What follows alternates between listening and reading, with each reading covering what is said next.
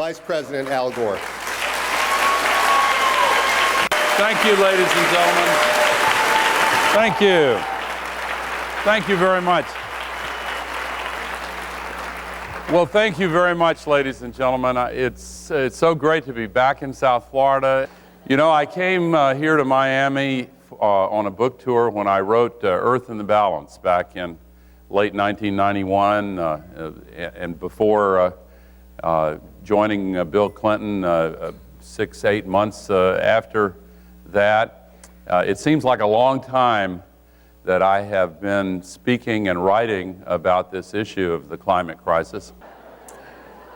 So all these years later, here we are, just 1 month away from the historic meeting in Copenhagen, Denmark, where all of the nations of the world are about to gather to try to get a treaty that accelerates the movement to solve the climate crisis and bring about reductions in the global warming pollution. Today, all around the world, we will put 90 million tons of global warming pollution into that thin shell of atmosphere surrounding the planet. And all of that global warming pollution is trapping a lot more heat in the Earth's atmosphere.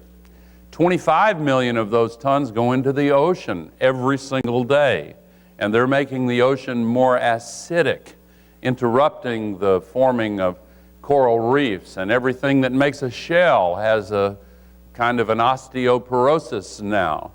And in the atmosphere, the CO2, which is the principal global warming pollution, along with methane and black carbon and the other pollutants, nitrous oxide and volatile organics and carbon monoxide, all of that together traps the heat and raises temperatures. The planet has a fever, in effect. Now, if you have a young child and the child starts running a fever, you may think it's a 24-hour bug. Usually it is, often it is. But if it keeps on going up, well, you go to the doctor. And if the doctor says, we've done the tests here, and the bad news is it's not a passing bug, we're going to have to take some action here. But good news is if we take action, we can fix this. You don't say, well, doctor, I was listening to talk radio, and I just think you're full of hot air. You may want to get a second opinion.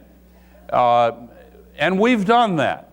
20 years ago, the United Nations set up a body of the 3,000 finest scientists in the world, specializing in the many disciplines that have to be brought to bear in an effort to understand this unprecedented crisis. And now, over the last 40 years, they have issued 4 unanimous reports. And the last one declared that the evidence is unequivocal. Unequivocal. And they're practically shouting from the rooftops saying we have got to take action because the temperatures continue to rise and the buildup of this global warming pollution threatens in the future truly catastrophic damage that threatens the future of human civilization itself. And it's been difficult for all of us to really get our arms around how big this crisis is. Partly because as human beings, we naturally sometimes confuse the unprecedented with the improbable. If something's never happened before, we're generally safe in assuming it's not going to happen in the future. But the exceptions can kill you. And this is one of the exceptions. And it's unprecedented because what's happened in the last 100 years or so is there's been a radical change in the relationship between humanity and the ecological system of the planet. We've quadrupled population in just 100 years. In 1900, the population was a little over 1.5 billion. Now it's 6.8 billion. And that's a fundamentally new relationship between our species and the surprisingly fragile ecosphere of the planet. More importantly than that, the technologies in common use today are 1,000,000 times more powerful than the ones that our grandparents had at their disposal. Whether it's genetic engineering or new chemical processing or all of the powerful machinery that we use that churns through the carbon fuels in the crust of the earth and leaves that residue in the atmosphere.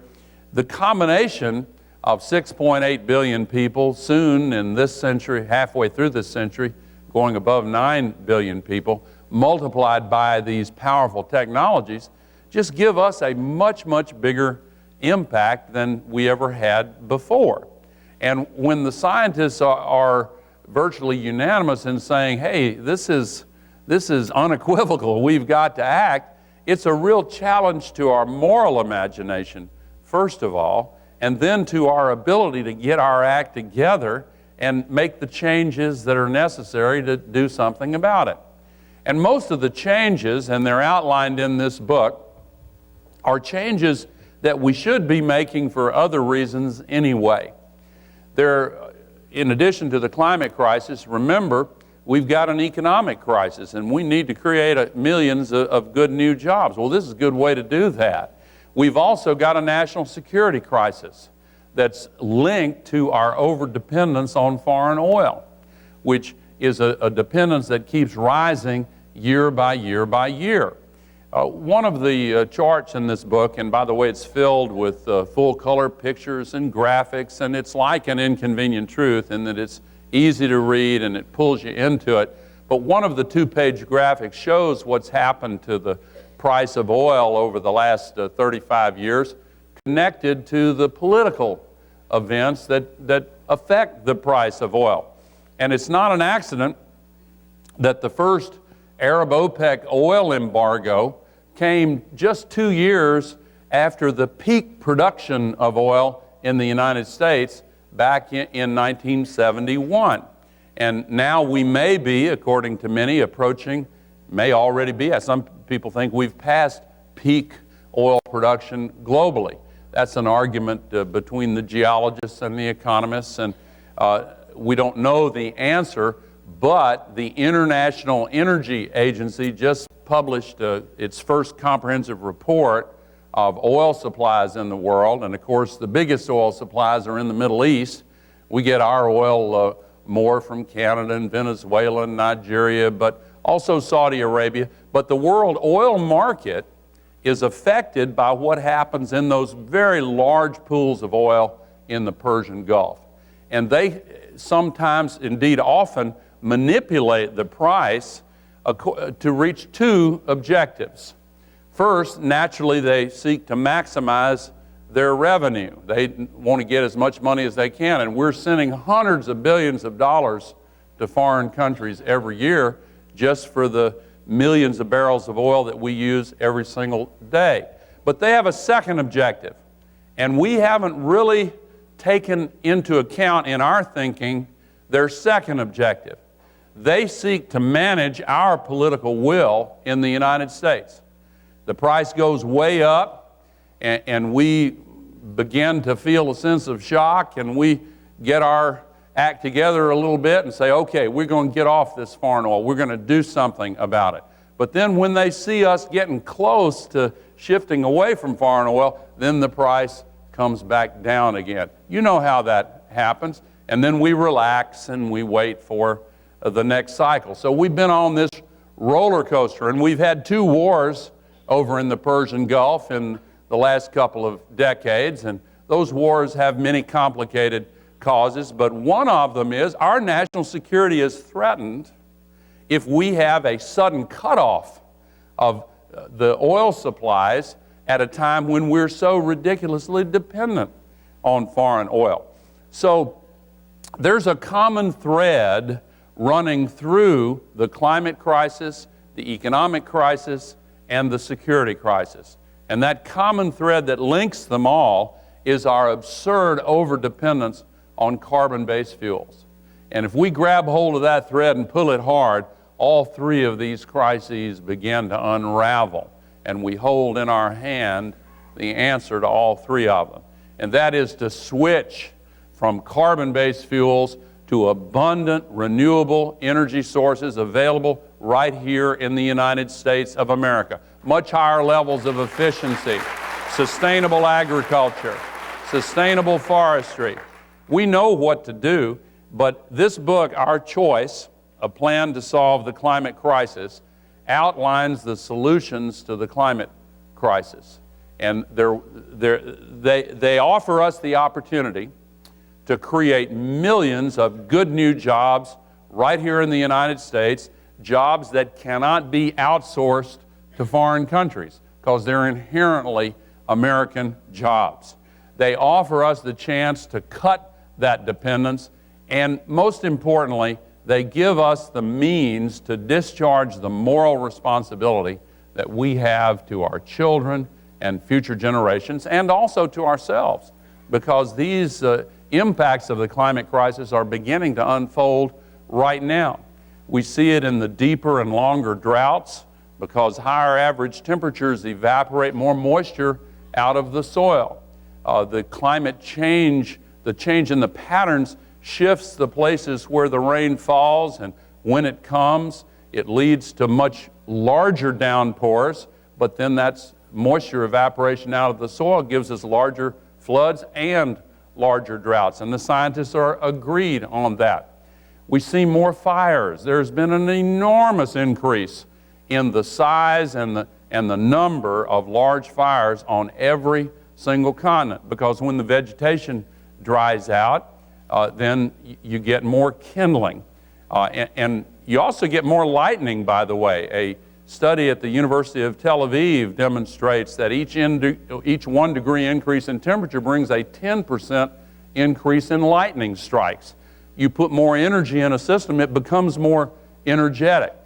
You also get stronger storms coming off the warmer oceans. And of course, South Florida has had a bitter experience with these stronger storms.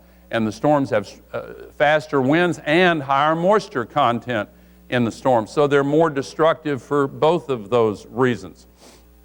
You also get a melting of the ice in all of the ice-covered regions of the world. And in those places that depend on the seasonal melting of the snow and ice in the mountains for the drinking water and agricultural water, places like California, in South America, in Europe, and most significantly in terms of the number of people affected in the Himalayas. You know, 40% of all the people who live on this planet now get 50% of their drinking water and agricultural water from the seasonal melting of the snows and the ice in the Himalayas. And the 7 great rivers of Asia, the Indus, the Ganges, the Brahmaputra, the Salween, Irrawaddy, the Mekong, the Yangtze River and Yellow River in China. They all originate in the same field of ice in the Himalayas. And that ice is melting, that snow is melting. In some of those areas, the flows increase temporarily, but when it's gone, then the flows are shut off. And as the ice melts in the large chunks of ice, masses of ice in Greenland and West Antarctica, which is the most vulnerable part of Antarctica, each one of those areas of ice is equivalent to an increase in sea level of 6 to 7 meters or 20 feet or so. We've already seen the beginnings of sea level rise, slowly at first, but it's now accelerating. And if those large masses of ice become destabilized, and there's evidence that that process may be beginning now, then we could see catastrophic sea level rise. And each 1 meter of sea level rise generates approximately 100 million climate refugees. In places like Bangladesh, that process has already begun. People who used to rebuild their lives every 20 years when the storm surges came are now having to rebuild their lives every 4 or 5 years. And they can't do that, so they're moving to the cities. And the concertina barbed wire has gone up on the border between Bangladesh and India.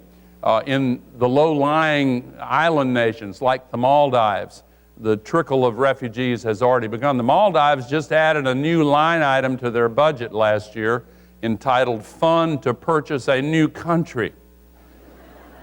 And it's not a joke to them, I'm telling you. You may have seen a few weeks ago, they had a cabinet meeting in scuba gear underwater. And maybe, you think maybe that's a publicity stunt. Well, they're trying desperately to get the attention of the rest of the world to what's happening to them. And we are all in this together. The increase of global warming pollution anywhere on Earth threatens the future of civilization everywhere on Earth. Now, the North Polar ice cap, just to spend one more minute on these impacts, the North Polar ice cap is a floating ice cap covering the Arctic Ocean. For most of the last 3 million years, it's been the size of the continental United States. 40% of it has disappeared in the last 2 or 3 decades. And some of the scientists are now saying we're in danger of losing all of it during the summer months within the next 5, 10, 15 years. Now, the reason that's important is that doesn't raise sea level because it's floating. But when it disappears, then it doesn't reflect the sun's radiation. The open Arctic Ocean absorbs it and heats up much more rapidly than the rest of the world. And the shores of the Arctic Ocean, extending far inland, are frozen now, the permafrost, the tundra. And it contains such large quantities of frozen carbon, mostly frozen plant matter down in the soil, that it's beginning to thaw out and release methane and CO2. And were that process not to be interrupted, then we would double the amount of this global warming pollution in the atmosphere in a relatively short period of time, making an already difficult problem twice as hard to deal with. So the time to act is now. And the scientists often warn us that we don't have the luxury of time just to wait and wait and wait. But we have got to reach a consensus in order to solve this problem in time and to solve it effectively. And one of the ways to build that consensus is to reach agreement on the fact that the solutions are available. And over the last 3.5 years, since the publication of An Inconvenient Truth, I have really dug deeply into this, holding more than 30 so-called solution summits with the leading experts from all around the world, coming together to talk and study and discuss with one another exactly what the latest findings are, what the latest breakthroughs are, and what the best thinking is on how we can solve this crisis. And in a real sense, this book is based on the insights of these global experts. And I'm grateful to them. Their names are all listed in the back in the acknowledgments. There are quite a few of them. And the one learning experience for me out of this process that's been most exciting is that it's now obvious to me that we've got more than enough solutions to solve 3 or 4 climate crises. And the good news is we only have to solve one. But in order to do it, we've got to start acting now, and that means overcoming the resistance of some of the very powerful lobbies that understand that the old ways, the old polluting ways, make them a lot of money, and they don't want to change. And they've got a lot of political power, and they've got a lot of influence. And they're spending a lot of money, and they're working very hard to try to paralyze the political process and prevent the kinds of changes that are necessary to allow us to really solve this crisis. So this book is a presentation of a complete plan to actually solve the climate crisis. It has an introduction and a conclusion and a few parts with many chapters in between. And I'd like to spend just a few minutes here giving you an overview of this book, and then I look forward to signing books for you, and I hope you enjoy this book. I start with a presentation of exactly why this crisis has unfolded, and that's just for the starters. And there's 6 sub-pollutants, 6 kinds of pollutants that are put up there, and each of the 6 is connected to a whole pattern of activity. And I trace that at the very beginning. Then in the second chapter, I focus in on energy, where it comes from and where it goes, and how we use it, and what patterns are connected to those energy systems. And that's important because oil and coal are the principal sources of energy in the global economy, and they represent together the single largest source of global warming pollution. You know, 150 years ago this year, 2 events took place at the same time that are connected to this. The first oil well in the world was drilled in Pennsylvania by Colonel Edwin Drake.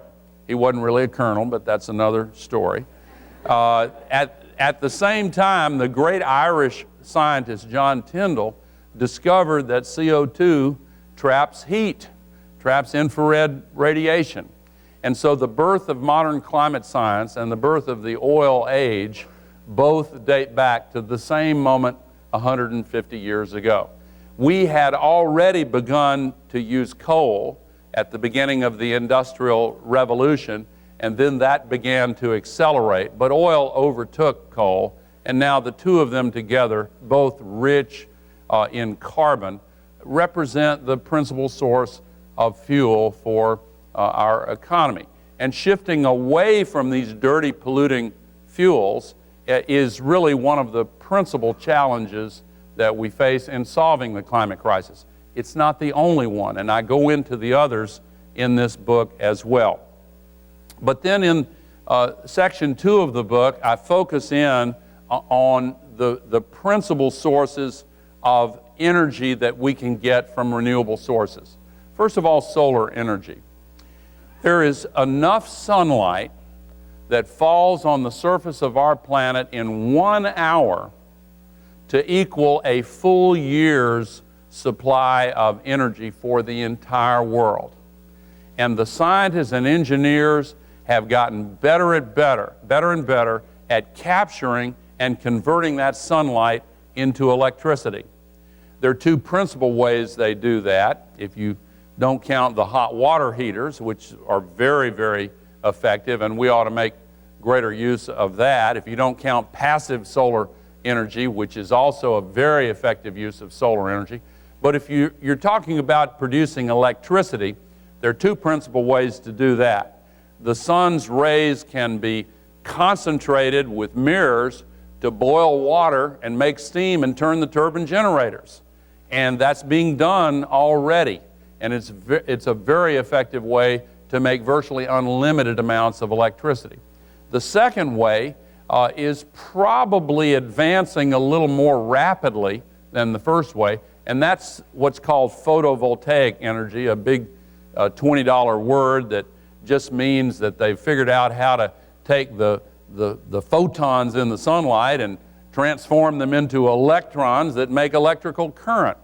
And that's an exciting source because innovation gives us a lot of leverage on improving the cost effectiveness of that source of energy. And they're coming up with a lot of exciting breakthroughs.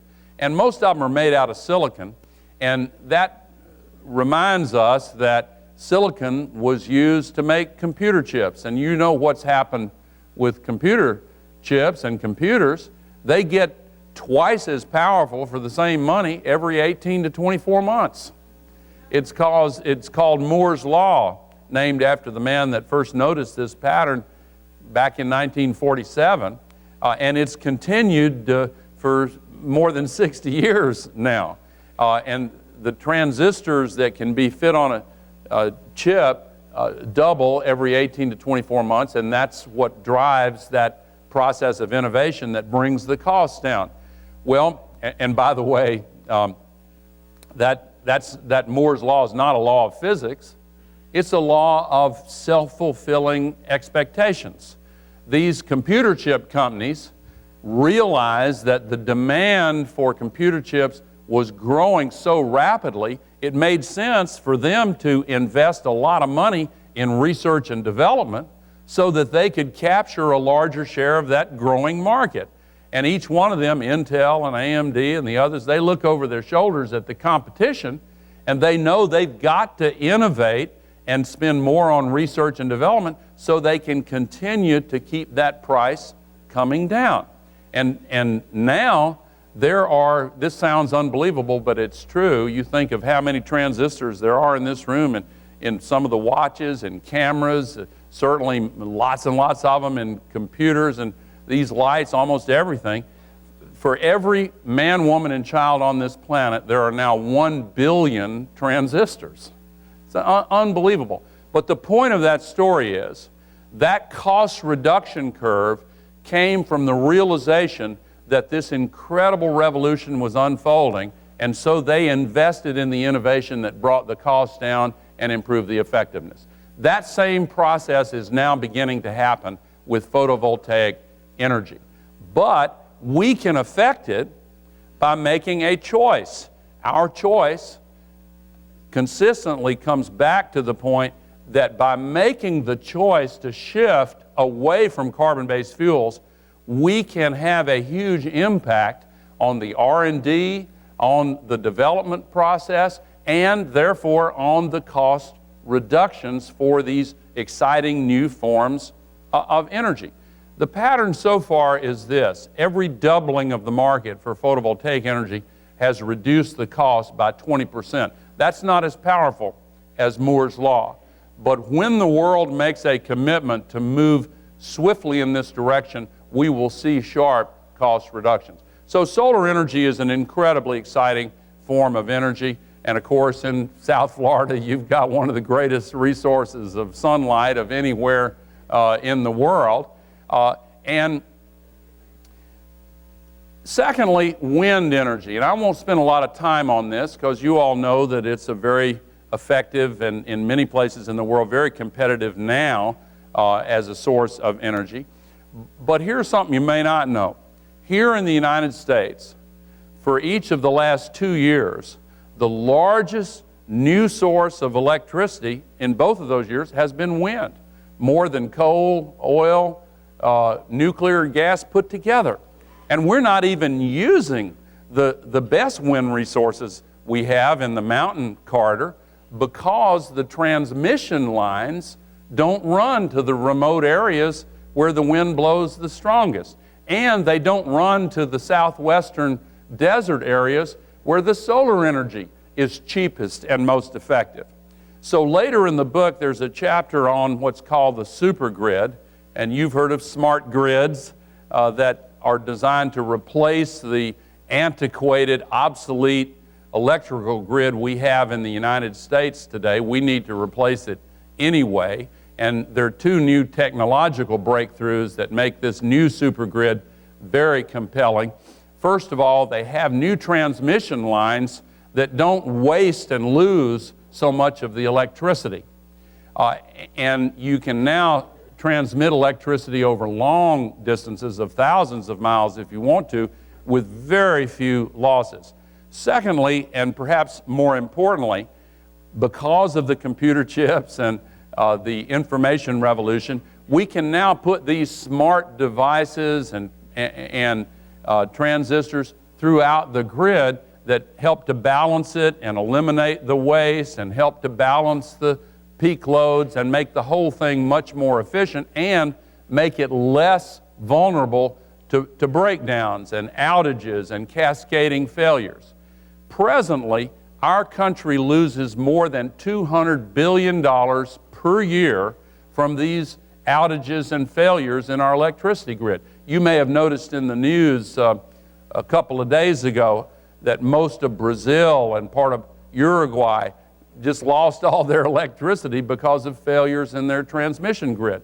Well, we have those too. The New York blackout was probably the most recent famous example of it, but there's smaller ones that happen all the time. And since so many businesses now depend on computers and sophisticated electrical equipment, it costs a huge amount of money when all of a sudden it fails. So there are multiple reasons why we need to build a super grid. And that process has begun. President Obama, after only 1 month in office, put that stimulus in place and helped to fight back the recession. And as we continue to build this super grid, we're going to create millions of good new jobs, also by building the solar panels and the windmills and making this historic transition away from the dirty, polluting, vulnerable carbon-based fuels. The third new source of energy I talk about in the third chapter, I guess chapter 5, but the third one in this section, is something called enhanced geothermal energy. And this is a sleeper in this debate because there's widespread misunderstanding about geothermal energy. Most people still think of geothermal energy in connection with the places where hot water bubbles up from inside the earth, and some of those places have long been used to produce electricity. But now with the new technology for drilling deeper into the earth, with drill bits that don't melt when you get farther down, because the farther down you go, the hotter the temperature gets. And if you go down 2 kilometers in almost the entire western United States, and if you go a little deeper in the entire United States, there is a virtually unlimited source of extreme heat that can be used to generate electricity. They now estimate that we in the United States have a 35,000-year supply of energy just from this enhanced geothermal energy. And it's not intermittent like solar and wind. It doesn't depend on when the sun shines and when the wind blows. It's constant, 24 hours a day.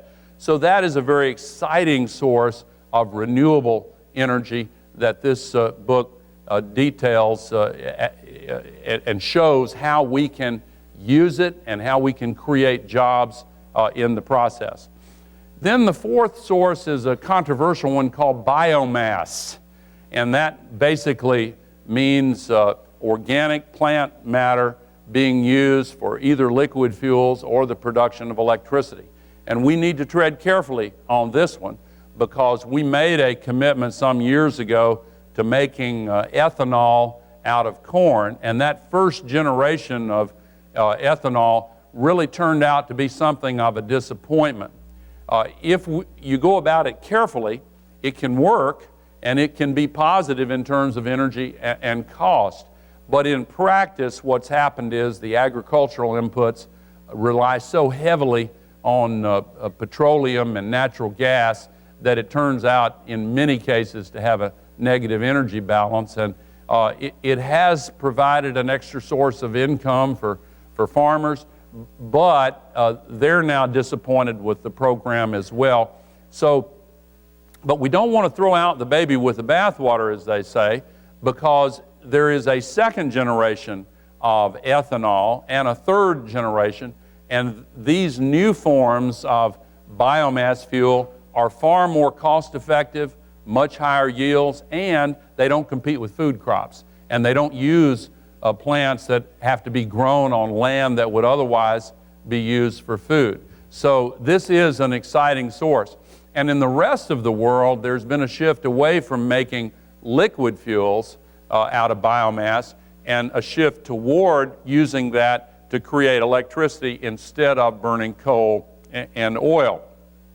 And on our transportation system, which is one of the big reasons why we need liquid fuels, there is an answer that you have seen beginning to emerge, and it's very exciting. The old systems for powering cars, the internal combustion engine, more than 100 years old, is horribly inefficient and polluting. And now you're beginning to see the first appearance of electric cars, plug-in electrics, electric hybrids, and soon all electric vehicles.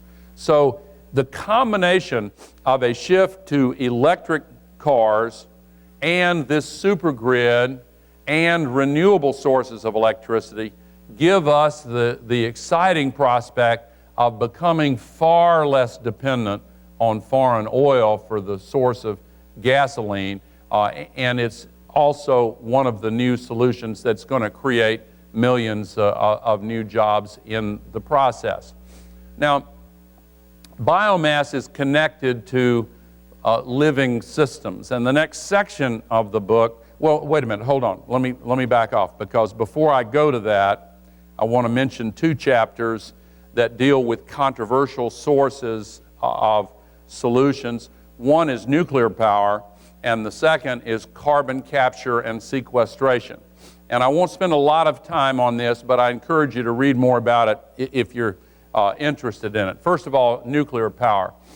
I used to represent Oak Ridge, Tennessee, where the nuclear industry began. And I used to be very enthusiastic about nuclear power. But I've grown more skeptical and cautious over the years because of the practical experience that we've had with nuclear power. I'm not opposed to nuclear power, and I think there will be some more nuclear reactors. But we've got to be realistic about this technology and not just think it's a silver bullet. Let's assume for the moment that we will solve the problems of nuclear waste disposal, that we will solve the problems of safety in the operation of these reactors. I've watched so many episodes of The Simpsons, I know that Homer operates one of these plants. But let's assume that we'll solve these problems, and I think that we will. But that still leaves two big problems. First of all, the cost has been increasing at the rate of 15% per year. And a plant that used to cost $400 million now costs $4 billion, and it's still increasing at the rate of 15% a year. And they only come in one size, extra large. And so the utilities have been real reluctant to commit so much money to these very large, very expensive plants when there's not a single engineering firm in the United States or Europe that I can find that will stand behind an estimate of how much it'll cost to build one or how long it'll take to build one. So the present generation of nuclear reactors has been disappointing and has grossly unacceptable economics. Now, with ever larger subsidies from taxpayers, there will be some built, and they will play a role. And I hope that the new designs that are now being developed for smaller reactors that are inherently safer will enable that technology to play a larger role, but we're talking 20, 25 years out before those designs are really available, and we've got to act now. So the other one, carbon capture and sequestration, which I'm sure you've heard a lot about, that would be great if we could do it economically and quickly. We could keep on burning fossil fuels and just capture all the CO2 and bury it safely in the ground. And it sounds intriguing, and I think this too will play a role in our effort to solve this crisis, but probably not as anywhere near as large a role as the enthusiastic advocates of that technology hope, because here are the problems. If you run a coal-fired generating plant, you're in the business of selling electricity. If you install a carbon capture and sequestration operation at that plant, you've got to take more than 1/3 of the electricity you're generating just to run the carbon capture and sequestration operation. So your business plan is just taking a big hit. If you've got to get rid of 1/3 of your main product just to make it safe. And now, again, the taxpayers are being asked to subsidize this, and probably there's some fair balance that makes it usable in some locations. And with enough research and development, maybe they will find a cheaper and more effective way to capture the CO2. But the sheer volume of the CO2 is so enormous. Every single day, it would equal far more than all of the oil we're importing every day, more than all of the natural gas and all the pipelines. And then in order to store it safely. They've got to do a lot of very time-consuming work to understand and characterize the underground geology in the places where they believe it's safe to store it. And that takes a lot of time and money. And again, they'll be able to do it. And the good news is that it's probably safe. All of the elements of that technology have been shown to work. They've just never been integrated and demonstrated at a large commercial scale. And that too will take time. And each one of the sites is very, very different. And they have to make sure there's not some abandoned well running down through it that could serve as a chimney for it to come back out. And they can do that. But again, there's a burden of implausibility there that should cause us to be realistic about the cost and how much time it'll take for that to play a role. And by that time, we could have made this shift over to renewable energy. But let me move to the next part of the book that deals with the living systems, principally forests and soils, and I want to talk just briefly about population as well. Sometimes I hear people say, well, we need to come up with some device that will scavenge CO2 out of the air. Wouldn't that be great, and sequester it? Well, we have such a device. It's called a tree. And if you take that technology to scale, it's called a forest. Now, we need to plant a lot more trees, but here's the problem we're facing today. All around the world, principally in places like Brazil and Indonesia and some of the tropical nations, we are burning and destroying the forests of the earth, and it's driven by poverty and population and subsistence agriculture and the greed of some of the folks that don't care and they just want to strip mine all the trees. But approximately 20% of all the global warming pollution that goes into the atmosphere every day comes from the burning and destruction of forests. So this agreement they're trying to get at Copenhagen blends together reductions in industrial emissions and a reversal of the deforestation around the world. And that is a very important part of the solution. And just today, or just yesterday, Brazil had a very positive announcement that they have made great progress in reducing their deforestation. And President Lula there has been one of the leaders in the emerging economies to try to come up with good solutions there. So there's positive news on that front, but we need to do a lot more. Now, the next chapter is about soils, and you may wonder what that has to do with it. Well, there's between 3 and 4.5 times as much carbon in the topsoil of the world as there is in all the trees and all the vegetation put together. And when I was growing up, I spent all my summers on our family's farm in Tennessee, and I learned from my dad what good, rich soil looks like. Anybody grow up on a farm? What does it look like? It's black. Black and moist. Why is it black? It's the carbon. 58% of the layer in which the plants grow is carbon.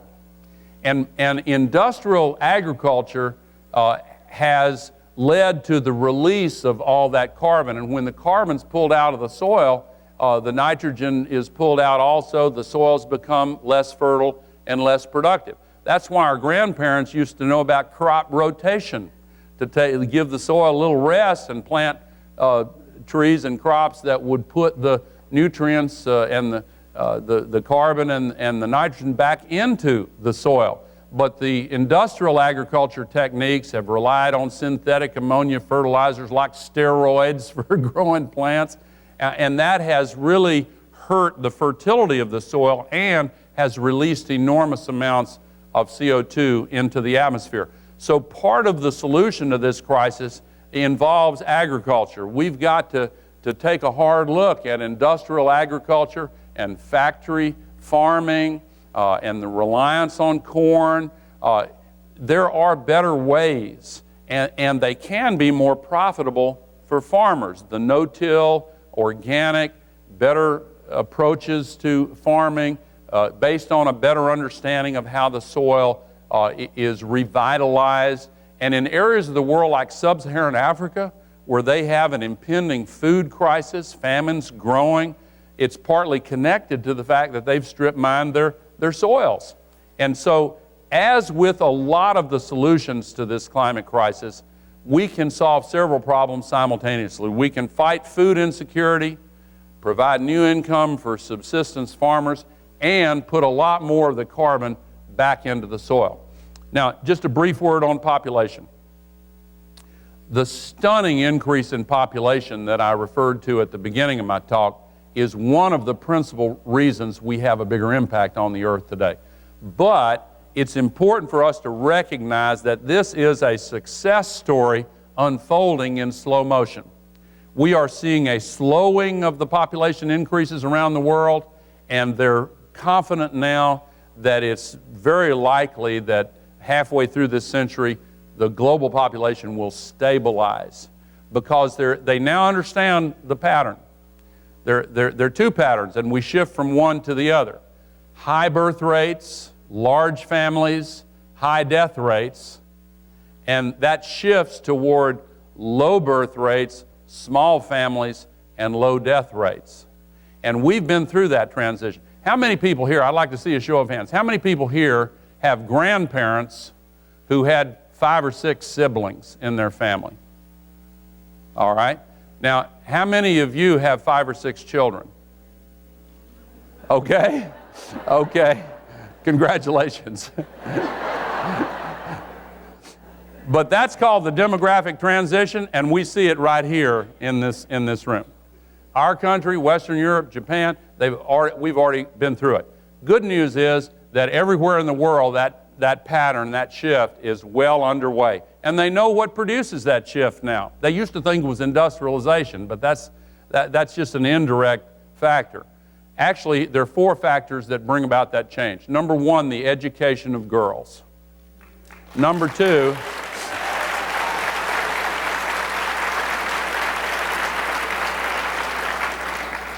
men, did you notice a slightly higher pitch to that reaction? You'll like this other one. The second one, too, is the empowerment of women to take part in the decisions of society. Number 3, the availability of fertility management to give families the ability to choose how many children and the spacing of children. And in ways that are culturally acceptable, country by country. Number 4, most importantly, turns out, higher child survival rates. And that may sound counterintuitive, but actually the confidence on the part of parents that their children will survive is the key factor in unleashing the natural preference for smaller families. And where all 4 of those conditions are present, this historic shift is taking place all over the world. Okay, now, the final section of the book before the conclusion deals with the obstacles that have to be removed in order to implement these solutions. We've got the solutions. We've got more than we need. But in order to implement them, we've got to move the obstacles in our path. And I focus in on 3 of them in particular. And we're running out of time, so I'm not going to go into detail, but we've got political obstacles that we have to remove, okay? These large carbon polluters have been spending about $1 billion a year around the world in order to try to paralyze the political systems and prevent the changes they think will be a disadvantage to them. And they're not our enemy. They need to be a part of the solution. But we're long past the time where we can just sit back and relax and let them make all the decisions on behalf of the rest of us, because they're the ones paying attention. And so part of the message of this book is you are part of the solution. In fact, you are the key solution to the climate crisis.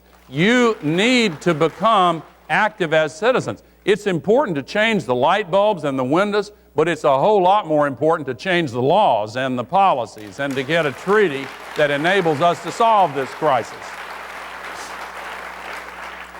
And our political system is not working as well as it should. Maybe you've noticed that. Every time there is some kind of reform in the public interest, the special interests that don't want to see reform have way more power than they should. And I go into some of the reasons for that and some of the reasons for the lethargy in our democracy. You know, the average American now watches television 5 hours a day. 5 hours a day. You do the, and here we are at the book fair. That means that somebody is making up for us in bringing that average up. We have got to reinvigorate our democratic process. And the internet-based forms of communication are once again enabling individuals to take part in the conversation of democracy and use the power of ideas and become advocates. And again, you are the key solution to this, so please contact your members of Congress. Right now, contact your senators, because that's where the legislation is right now. It's already passed the House of Representatives, and so I hope that all in the sound of my voice will take that to heart and be a part of the solution. Second obstacle that I deal with here is the flaws in the way we measure pollution in our economic system. Because CO2 is invisible, tasteless, and odorless, but more importantly, it has no price tag. And so the market sends signals to polluters every day, and the signals say it's perfectly all right to dump 90 million tons into the atmosphere every day as if it's an open sewer. We don't care. We're not paying attention. And every time in our history, we as Americans have tried to improve the quality of life by controlling pollution. Every time we've said, don't dump it in the water. Don't poison the air. Always the polluters have said, oh, don't do that to us. That's going to be terrible. And then when we've persisted in control pollution, turns out to be a lot cheaper to control it. You can do it a lot faster, and it makes life a lot better. And we look back and say, why did we put up with that for so long? This is the biggest example of it, and we've got to speak up as Americans and insist that the market system have a signal that helps us control this pollution by having a price on it. Now, the final obstacle I deal with is one of the most interesting, and I invite you to read about it. It's an analysis of the way we think about the climate crisis. And I had 2 full days with neuroscientists and behavioral psychologists. There's an explosion of interesting, fascinating new research on this. I had to put them in different days. I didn't know that neuroscientists and behavioral psychologists have to be kept apart, but I'm mostly joking on that, but not entirely. Just briefly, you know, we are predisposed to short-term thinking. And one of the reasons for that is that our ancestors survived certain kinds of threats that emphasize short-term thinking. And I don't want to go into the evolutionary process. I know that's controversial. We had a trial in my home state, you know. And I thought about that when the Chamber of Commerce said they wanted a new Scopes trial on climate. I can tell you, coming from Tennessee, one Scopes trial is enough. But however you believe we developed, the threats that our ancestors faced are different from the ones we faced. When you leave here today, I'd guess that the odds of you running into a leopard or a lion are probably pretty small. But our thinking is still shaped by what we've inherited from our ancestors. The good news is we do have the capacity to form long-term goals based on deeply shared values and then stay the course to go to those long-term goals. The greatest generation after World War II got tired of all these world wars coming out of Europe, and so they made a decision to set a long-term goal with the Marshall Plan. And Democrats and Republicans worked together for decades, and now Europe is unifying with peace and prosperity, and we haven't had another world war come out of Europe. That's part of the benefit of having this long-term thinking. We have that capacity, and now we've got to use that capacity. Now, then in the conclusion of the book, I sketch out 2 scenarios, whether we make it or whether we don't. And I think we are going to make it.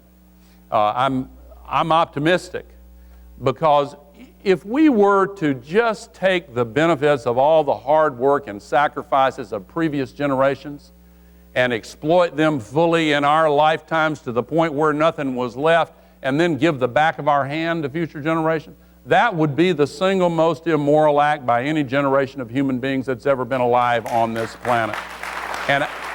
And one of the sources of the passion I feel for this issue is that I don't think that's who we are. I don't for 1 minute think that's who we are. You know, there are some young people here, and many families represented here who have children in high school or college. If you're a member of a family like that, or if you're a young person, how many families have a daughter or a son who has changed his or her course of study or field of concentration in the last few years in order to learn about and gain the skills necessary to be a part of the solution to this crisis? Could I see a show of hands? Thank you very much. That is a source of hope. I remember when I was 13 years old, hearing President John F. Kennedy announce a goal of putting a man on the moon and bringing him back safely in 10 years. And I remember how many people said that's impossible, he shouldn't have done that.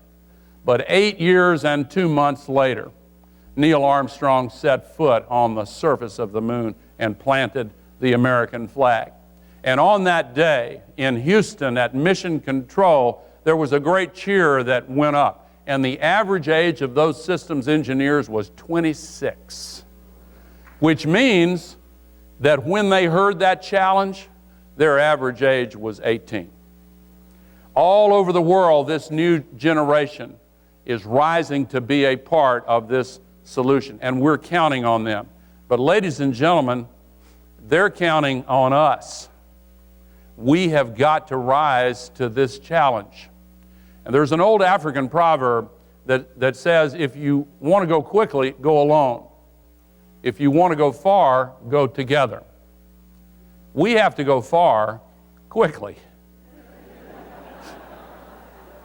Which means we've got to get our act together quickly. And we must, because not too many years from now, that next generation will look back on these first years of the 21st century. And they will ask one of two questions. If they see the earth undergoing this process of destruction, if they're the generation that is confronted with a reality that their prospects are far diminished and each successive generation will see a further deterioration and that civilization itself is threatened, they would be justified in looking back at us and asking, what were you thinking? Did you just choose to ignore the global scientific community? Didn't you notice the North Polar ice cap melting completely? What were you watching Dancing with the Stars? What in the world was going on? Didn't you care?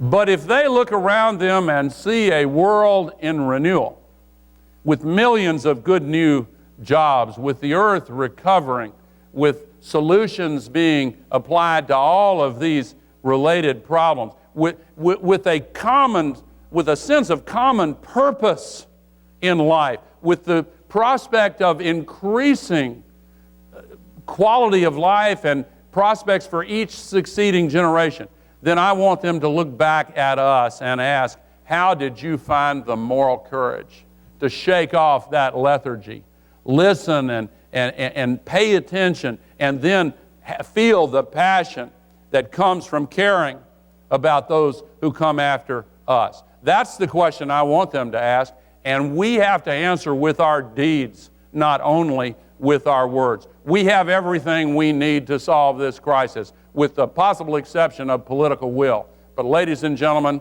as you know, here in the United States of America, political will is a renewable resource. Thank you very much for coming. Appreciate you being here.